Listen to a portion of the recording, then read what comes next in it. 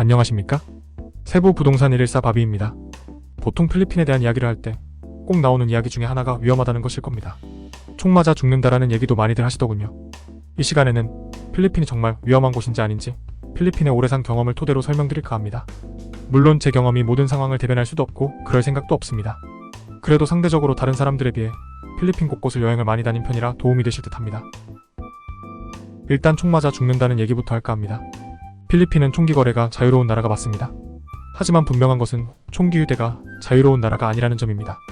총을 사용할 수 있는 면허증이 있는데 총기 면허가 있다고 해도 특별한 직업군이 아니라면 총기 휴대를 할 수 없습니다.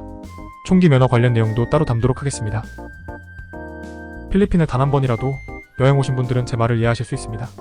경비나 경찰, 군인 정도가 총을 가지고 있지 나머지 평범한 사람들은 총기를 휴대하지 않습니다. 그래서 필리핀 내에서도 총기 사고는 뉴스에 나올 정도로 흔한 사건은 아닙니다. 그럼 과연 필리핀은 위험한 곳일까요? 이것도 개인적으로 회의적인데 필리핀에 살면서 그렇게 위험하다고 생각한 적이 그다지 없기 때문입니다. 필리핀에 대한 우리나라 사람들의 편견이 꽤 있을 텐데 위험하다는 얘기도 그 중에 포함될 정도입니다.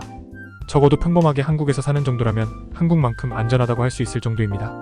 보통 큰 사고들은 도박, 마약하는 사람들이 확률적으로 많이 납니다. 도시마다 편차가 심한 편인데 어느 도시는 사고가 날 만한 특유의 분위기가 있습니다. 그 도시도 도시 전체가 그렇지 않습니다. 일부 지역이 그렇습니다. 보통 한국 분들이 듣기만 해도 위험하다고 생각되는 민다나오 섬을 이야기해볼까요? 이슬람 반군이 있는 지역이 있는데 특징적으로 위험한 곳은 한국 교민들이 거의 없다고 보셔도 됩니다. 민다나오도 모두 위험하지 않습니다. 민다나오 섬 크기를 혹시 아시나요? 우리 남한 크기와 거의 같습니다.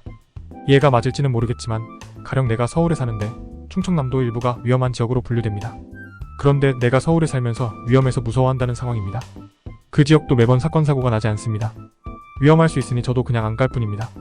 민다나오에서 한국 교민이 많이 사는 도시가 카가얀 데오르와 다바오시인데 전혀 그렇지 않습니다. 개인적으로 민다나오 섬으로 여행을 했을 때 너무 평화롭고 깨끗한 인상을 받았습니다. 제가 현재 살고 있는 세부 지역을 비교해볼까요? 그냥 쉽게 확인할 수 있습니다. 한국 교민이 많이 산다면 위험한 지역이 아닙니다. 거의 없다면 위험할 수 있습니다. 위험할 수 있다고 했지 무조건 위험하지 않습니다. 내가 한국에서 평범하게 직장생활이나 사업하면서 살고 있는 상태 그대로 평범하게 필리핀 세부에 산다면 사건 사고 날 확률은 한국에서 사건 사고 날 확률과 비슷하다고 말씀드릴 수 있습니다. 오랫동안 필리핀에서 살면서 보면 사건 사고에 휘말린 사람들은 대부분 그만한 이유가 있습니다.